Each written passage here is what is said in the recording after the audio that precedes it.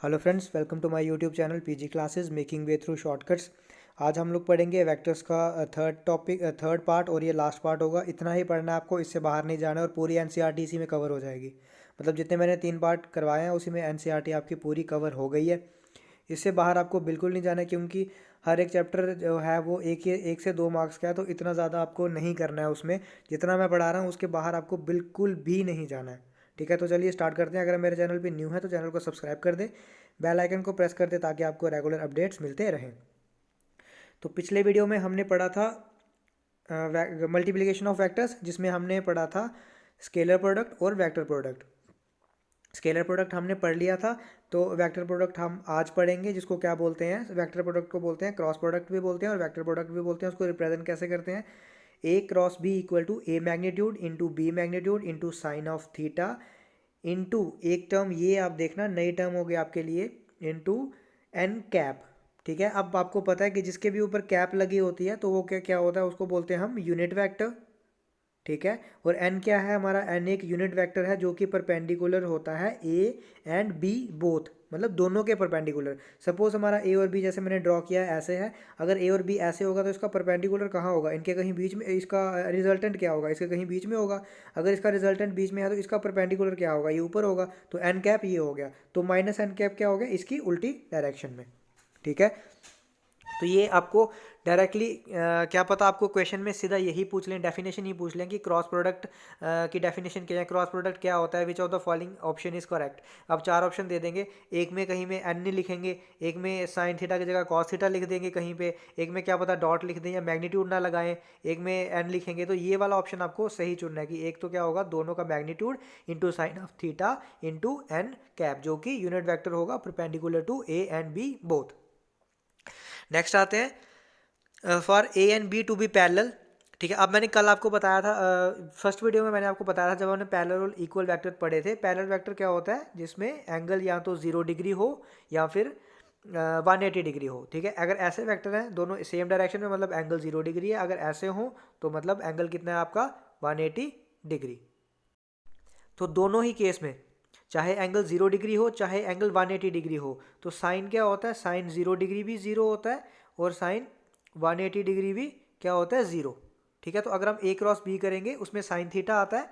ठीक है, तो साइन थीटा जब 0 पे 0 होता है, 180 पे भी 0 होता है, तो क्रॉस प्रोडक्ट क्या हो जाएगा? 0 हो जाएगा। मतलब पैरेलल वेक्टर्स के लिए क्रॉस प्रोडक्ट क्या होगा आपका? 0 होगा। ठीक है, और पैरेलल वेक्टर क्या, यही कोलिनियर वेक्टर भी यही होते हैं।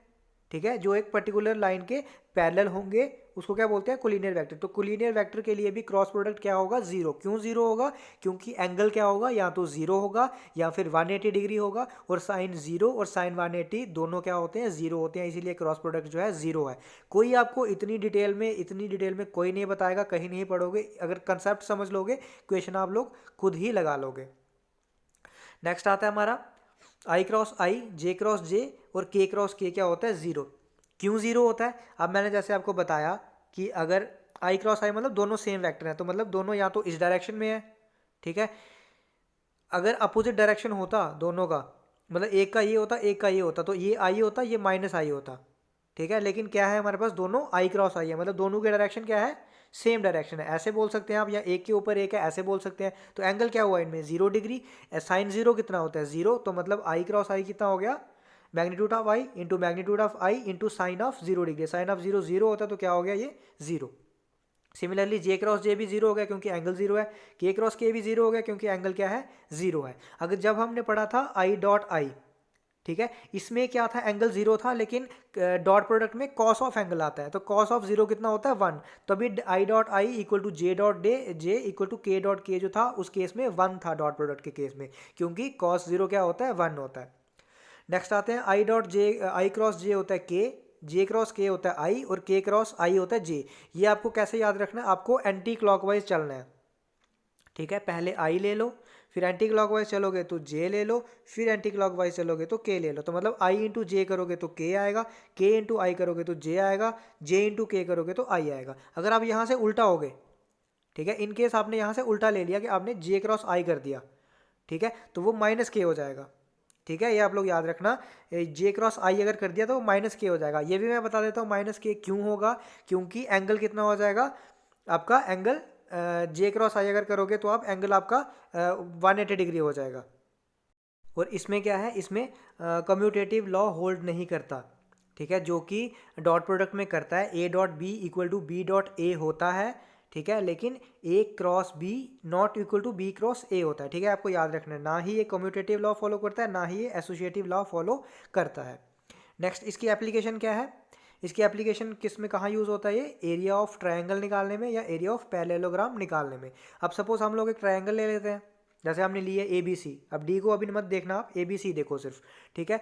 तो एरिया ऑफ ट्रायंगल किसके बराबर हो गया? 1/2 A B into A C, ठीक है, 1/2 ए बी इंटू ए सी हो गया क्या? Area of triangle. अब इसी ट्रायंगल को जब हम, जैसे ये ट्रायंगल है, ठीक है, इसी को जब हम आगे बढ़ाते हैं तो ये क्या बन जाती है? पैरेललोग्राम बन जाती है। तो एक ट्रायंगल का एरिया हमें पता है, तो पैरेललोग्राम 2 ट्रायंगल होती हैं, तो एरिया इसका 2 इंटू कर देंगे अगर एक ट्रायंगल का एरिया, तो इसका एरिया आ जाएगा। तो 2 into area of triangle A B C किया तो पैरेललोग्राम का एरिया आ गया, जो कि हो गया A B cross A C. अब आपको पता है एरिया जो होता है हमेशा पॉजिटिव होता है, स्केलर क्वांटिटी है, ये नेगेटिव नहीं हो सकता, तो इसका हम क्या लेंगे? मैग्नीट्यूड लेते हैं, ठीक है, मैग्नीट्यूड लेते हैं। इसीलिए हमने क्या लगाया? मॉड। इसको क्या बोलते हैं? मॉड। जो भी इसके अंदर चीज़ होगी बाहर आके वो पॉजिटिव हो जाएगी।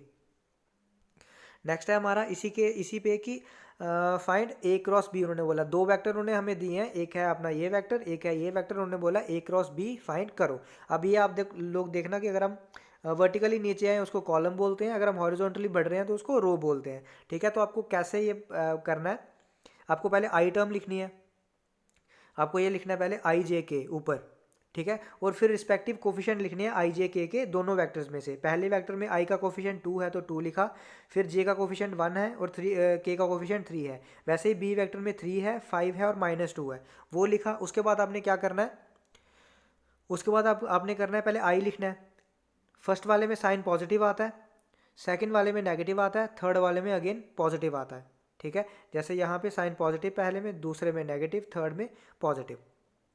और पहले आई लिखा, जब आई लिखा तो आपने इसको कंसिडर नहीं करना, आपको इनको क्रॉस मल्टीप्लाई करना है, ठीक है। और जब मैंने सब्स्टिट्यूशन मेथड आपको पढ़ाया था लीनियर इक्वेशन इन 2 वेरिएबल में, मैंने उस समय बोला था कि आपको दूसरी इक्वेशन की दूसरी टर्म पे जाना है, ठीक है। तो आपको याद क्या रखना है? पहले मल्टीप्लाई क्या करना है आपको? 2 से, पहले 2 से 1 मतलब राइट से ऐसे जाना है, सेकंड की सेकंड टर्म से ऐसे जाना है, ठीक है। तो फिर ऐसे जाना है, पहले राइट से लेफ्ट, फिर लेफ्ट से राइट। तो -2 इंटू 1 क्या हो गया? -2, और 5 इंटू 3 हो गया, बीच में माइनस का साइन, 5 इंटू 3 15।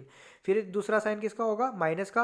वैसे ही तीसरा साइन किसका होगा? प्लस का। और आपको वैसे ही क्रॉस मल्टीप्लाई करना है, ठीक है। पहले आई की टर्म आई तो आई की टर्म छुपा दी, ठीक है। उसके बाद जब जे की टर्म आएगी तो जे छुपा देंगे, इसको क्रॉस मल्टीप्लाई करेंगे। फिर जब के की टर्म आएगी तो के को, 1 सेकेंड, जब के की टर्म आएगी तो के को छुपा देंगे, इनको क्रॉस मल्टीप्लाई। तो हमारे पास क्या आ गया? हमारे पास आ गया ये वेक्टर आ गया एक, ठीक है। हमें निकालना क्या है? मैग्नीट्यूड निकालना है। ये तो क्रॉस प्रोडक्ट आया, तो मैग्नीट्यूड किसके बराबर होता है? इनका स्क्वायर करना है और अंडर रूट कर देना है। तो आंसर कुछ भी आए उससे मतलब नहीं है, हमको देखना था कि निकलता कैसे है। उसके बाद और क्या क्वेश्चन हो सकता है, किस हिसाब से पूछ सकते हैं? Find the unit vector in the direction of. एक वेक्टर दिया और बोला है कि यूनिट वेक्टर फाइंड करो उसकी डायरेक्शन में। तो किसी की डायरेक्शन में यूनिट वेक्टर अगर फाइंड करना है तो वो यूनिट वेक्टर आपको पता है क्या होता है? A cap. तो वो मैंने जब फर्स्ट लेक्चर करवाया था मैंने पढ़ाया था ए कैप क्या होता है? A vector upon mod of A vector. तो ए वेक्टर क्या है? ये वही लिखा आपने, divide by mod of A. Mod of A क्या होता है? अंडर रूट ऑफ उनकी जो डिफरेंट टर्म्स है उसको स्क्वायर। तो ये आपका आ गया ए कैप, मतलब यूनिट वेक्टर आ गया किसकी डायरेक्शन में? इसकी डायरेक्शन में। नेक्स्ट आता है एक क्वेश्चन, ये इंपॉर्टेंट क्वेश्चन है, आपको पूछ सकते हैं किसी भी तरीके से, क्या पता आपको ऑप्शन दे दे 4 नीचे, या फिर पूछ लें कि ये कोलिनियर है या नहीं है, ट्रू और फॉल्स में पूछ सकते हैं, कुछ भी पूछ सकते हैं आपको इस क्वेश्चन में से, आपको पूछ सकते हैं ये। तो सपोज आपके पास 2 वेक्टर हैं, एक वेक्टर आपके पास ये दिया है, दूसरा वेक्टर आपको ये दिया है बी, ठीक है। अब मैंने जब पढ़ाया था आपको, मैंने बताया था कोलिनियर वेक्टर क्या होते हैं, जिनमें एंगल क्या होता है, या तो अभी हमने ऊपर भी देखा, या तो 0 डिग्री या फिर 180 डिग्री एंगल हो सकता है, और वो किसी आर्बिट्ररी लाइन के पैरेलल होंगे, ऐसे भी हो सकते हैं, या फिर ये लाइन है एक डायरेक्शन ऐसे, एक ऐसे, ऐसे भी हो सकता है, ठीक है। तो मतलब अगर हम देखें, हम लोग डायरेक्टली वेक्टर से देख सकते हैं, अगर एक वेक्टर जो है दूसरे के नेगेटिव के बराबर है, ठीक है, मतलब एक वेक्टर ऐसे होगा, दूसरा वेक्टर ऐसे होगा, तो इसका मतलब ये हुआ कि ये दोनों आर्बिट्ररी लाइन अगर हम ड्रॉ करें, ये दोनों उसके पैरेलल होंगे, मतलब ये कोलिनियर होंगे। तो वैसे हमने देखा ए वेक्टर ये है, तो बी से जब हमने -2 कॉमन निकाला तो ये ए वेक्टर ही बन गया। तो B vector equal to -2 times A. अब ये जो है 2 ये मैग्नीट्यूड है, इसको नहीं हमने देखना, ठीक है। हमें डायरेक्शन का मतलब है, मैग्नीट्यूड कुछ भी हो उससे फर्क नहीं पड़ता है कोलिनियर वेक्टर में, हमें डायरेक्शन से मतलब है। तो B equal to -a times हुआ, मतलब बी अगर ऐसे है तो ए कैसे है, ऐसे। तो मतलब ये क्या हुए, अगर आर्बिट्ररी लाइन ड्रॉ करें तो क्या हुए उसके, ये पैरेलल हुए, मतलब ये कोलिनियर वेक्टर है। तो ये क्या हो गया, ट्रू इसका आंसर है। नेक्स्ट आता है A cross B. A cross B जो है उन्होंने क्या दिया, A cross B equal to A vector magnitude of A into magnitude of B कब होगा, ठीक है। हमें पता है ए क्रॉस बी किसके बराबर होता है, हमने डेफिनेशन पढ़ी है, ये होता है ए का मैग्नीट्यूड इंटू बी का magnitude into sine of theta into n cap, ठीक है। वो बोल रहा है ए इंटू बी जो है वो इसके बराबर कब होगा, मतलब ये टर्म नहीं आएगी। तो थीटा क्या होगा, थीटा जब होगा थीटा जीरो, अगर जीरो होगा थीटा, एक मिनट हम जीरो रख के देखते हैं, अगर थीटा जीरो है तो पूरी टर्म जीरो हो जाएगी, क्योंकि साइन जीरो जीरो होता है, ठीक है। तो साइन 91 होता है, तो थीटा जब 90 होगा तो ये चीज़ क्या हो जाएगी, ये 1 हो जाएगी, क्या बचेगा, सिर्फ ये पार्ट बचेगा, तो थीटा आएगा 90 डिग्री। नेक्स्ट है आपका क्वेश्चन, फॉर कोलिनियर और parallel vector cross product is, ठीक है। क्रॉस प्रोडक्ट क्या होना चाहिए, पैरेलल या कोलिनियर वेक्टर के लिए। आपको पता है कोलिनियर वेक्टर या पैरेलल वेक्टर मतलब कितना होगा, उसका एंगल 180 डिग्री होगा या फिर 0 डिग्री होगा। तो इसके केस में साइन आता है, ठीक है। क्रॉस प्रोडक्ट के केस में क्या आता है, एंगल साइन आता है। तो साइन 180 भी 0 होता है, ठीक है, और साइन 0 भी 0 होता है। तो क्रॉस प्रोडक्ट क्या हो जाएगा, 0 हो जाएगा कोलिनियर के केस में, क्योंकि एंगल या तो 0 होगा या 180 डिग्री होगा, और एंगल 0 हुआ या 180 डिग्री हुआ, सारे ही दोनों ही केसेस में साइन कितना होगा, साइन थीटा 0 होगा, तो क्रॉस प्रोडक्ट कितना हो जाएगा, 0 हो जाएगा।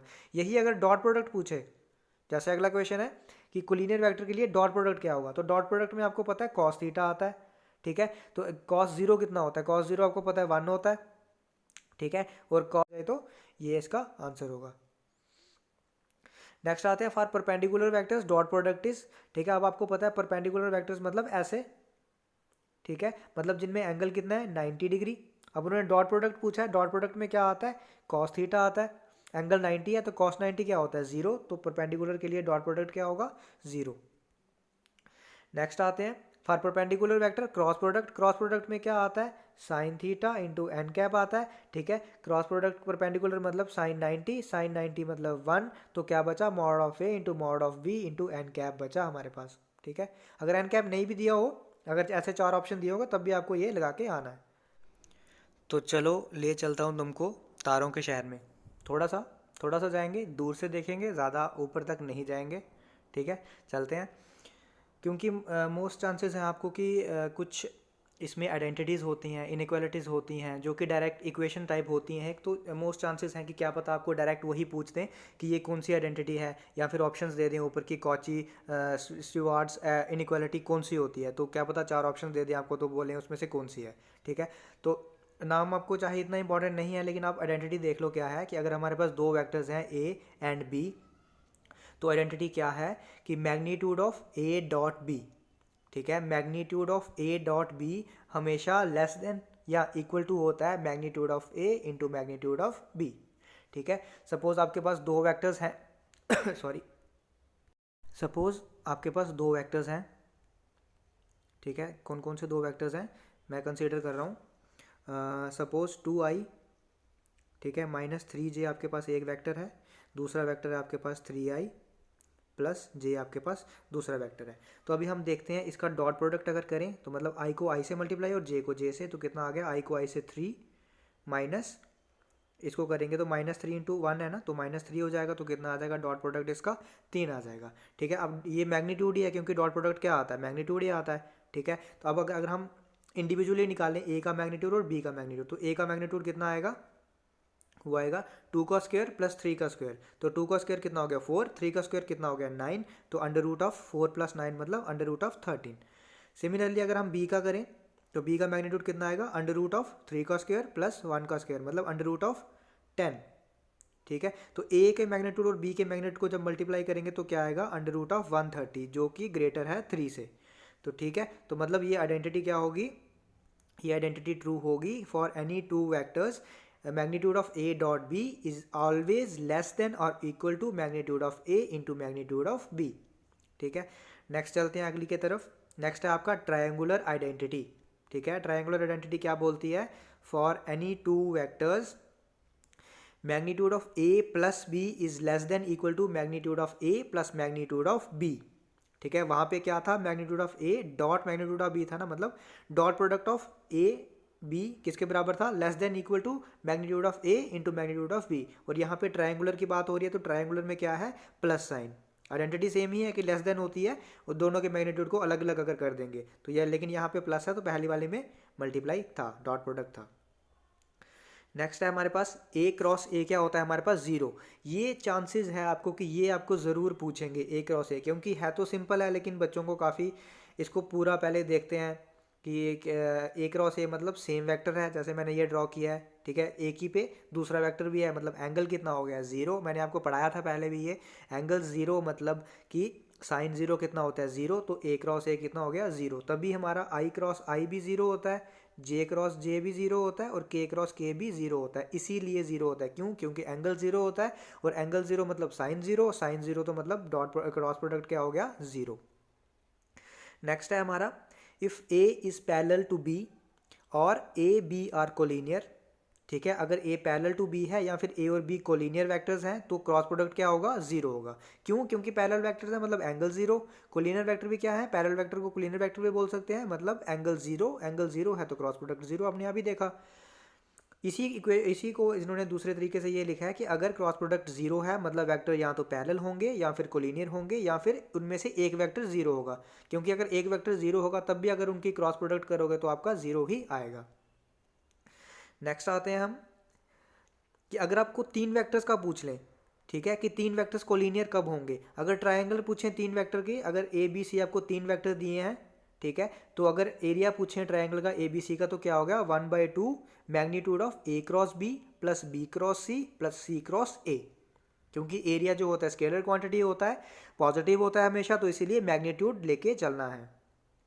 नेक्स्ट आता है कि and A B C are collinear. Collinear कब होंगे? हमने पीछे देखा कि दो वेक्टर्स कोलिनियर कब होंगे? जब उनका डॉट प्रोडक्ट जो क्रॉस प्रोडक्ट जो होगा वो जीरो होगा। तो तीन के लिए A cross B plus B cross C plus C cross A, जब ये जीरो होंगे तीनों तो इनका सम जो है तो ये जीरो हो जाएगा, तो ये क्या होगा? ये हमारा कोलिनियर वेक्टर्स होंगे। नेक्स्ट आता है लैग्रेंजेस आइडेंटिटी। ठीक है, लैग्रेंजेस आइडेंटिटी क्या है? कि ए क्रॉस बी का जो मैग्नीट्यूड है उसका होल स्क्वायर। ठीक है, पहले मैग्नीट्यूड किसका? ए क्रॉस बी का, उसका होल स्क्वायर। वो किसके बराबर होता है? मैग्नीट्यूड ऑफ ए का square into magnitude of B का square minus A dot B का स्क्वायर। तो आपको सिर्फ आइडेंटिटी याद रखनी है, आपको नहीं क्वेश्चन भी नहीं करना है इस पर। अगर आप चाहो तो आप लोग कर सकते हो, इसमें कोई बड़ी बात नहीं है, क्रॉस प्रोडक्ट ही निकालना है हमको। लेकिन आपको सिर्फ आइडेंटिटी याद रखनी है कि आपको ये डायरेक्टली पूछ सकते हैं वहाँ पे कि ए क्रॉस बी अगर मैग्नीट्यूड का होल स्क्वायर वहाँ पे दिया होगा, नीचे आपको चार ऑप्शंस दे देंगे कि किसके बराबर होता है ये, तो आपको वो करेक्ट ऑप्शन उसमें से चूज़ करना है। ठीक है, तो यहीं तक हमको जाना है, यही तारों का शहर है, इससे ऊपर नहीं जाना है बिल्कुल भी। इससे ऊपर अगर आप जाना चाहते हो तो भी नहीं जाना है। ठीक है, इससे ऊपर बिल्कुल नहीं जाना है, यही मैक्सिमम पार्ट है। ठीक है, तो ये आपको मैंने सारा कवर करवा दिया, एमसीक्यूज भी मैंने कवर करवा दिए। बिल्कुल भी इससे ऊपर मत बढ़ना, क्योंकि 1 से 2 नंबर का चैप्टर है, इससे ऊपर आप बढ़ोगे आप खुद ही कंफ्यूज हो जाओगे। ठीक है, तो मैक्सिमम पार्ट आपका कवर है, तो यही आपको पढ़ना है। इस क्वेश्चन में क्या बोल रहा है वो? In triangle A B C which of the following is not true. ठीक है, तो हम लोग देखेंगे। अब ट्रायंगल है तो मतलब ट्रायंगुलर लॉ लगेगा इसमें। ठीक है, तो हम देखते हैं ट्रायंगुलर लॉ क्या होता है। A B plus B C equal to A C. ठीक है, क्या होता है? A B plus B C equal to A C. अब वेक्टर्स होते हैं ऊपर। ठीक है, अब हम ए सी को और क्या लिख सकते हैं? ठीक है, आपको पता है ए सी की डायरेक्शन क्या है? ये। ठीक है, अगर हम ये वेक्टर लिखें, ये वेक्टर क्या है? सी ए वेक्टर। ठीक है, जो कि क्या है? Negative of A C. ठीक है, तो हम लोग ए सी को लिख सकते हैं minus time C A B. ठीक है, माइनस टाइम सी ए क्यों लिख सकते हैं? क्योंकि पहले ए सी था, जब हमने सी ए किया तो वो नेगेटिव होता है।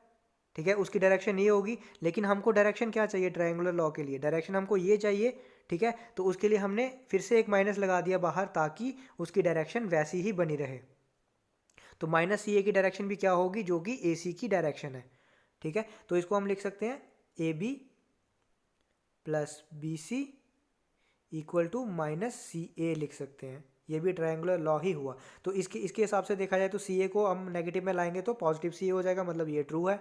ठीक है, अब ये ए सी को यहाँ पे लाया मतलब पॉजिटिव सी ए। अब सी ए को अगर आप उल्टा कर दोगे नेगेटिव तो ये नेगेटिव ए सी हो जाएगा।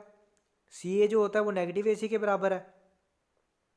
ठीक है, जैसे ए सी जो है वो नेगेटिव सी ए के बराबर है, वैसे ही सी ए जो है वो नेगेटिव ए सी के बराबर है, मतलब ये भी ट्रू है।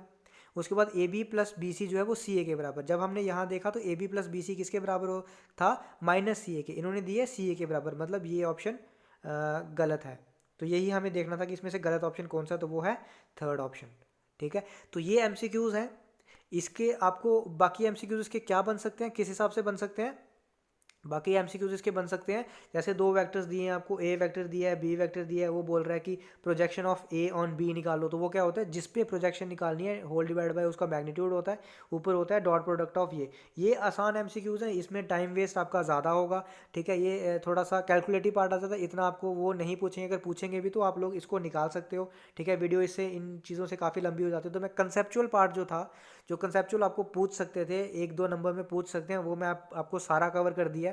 ठीक है, इससे बाहर आपको जाने की ज़रूरत नहीं है। हाँ, अगर आपको ज़्यादा थोड़ा सा करना है तो आप लोग 2-3 एमसीक्यूज़ जो हैं या फिर एग्जांपल्स जो हैं वो एनसीईआरटी पार्ट से कवर कर सकते हैं। मैं एनसीईआरटी जो है आपको अपने टेलीग्राम चैनल पे भेज दूंगा। अब 2-3 एमसीक्यूज़ ज़्यादा से ज़्यादा 4-5 कर लीजिएगा, उससे आप थोड़ा सा एमसीक्यूज़ पार्ट कर लेना।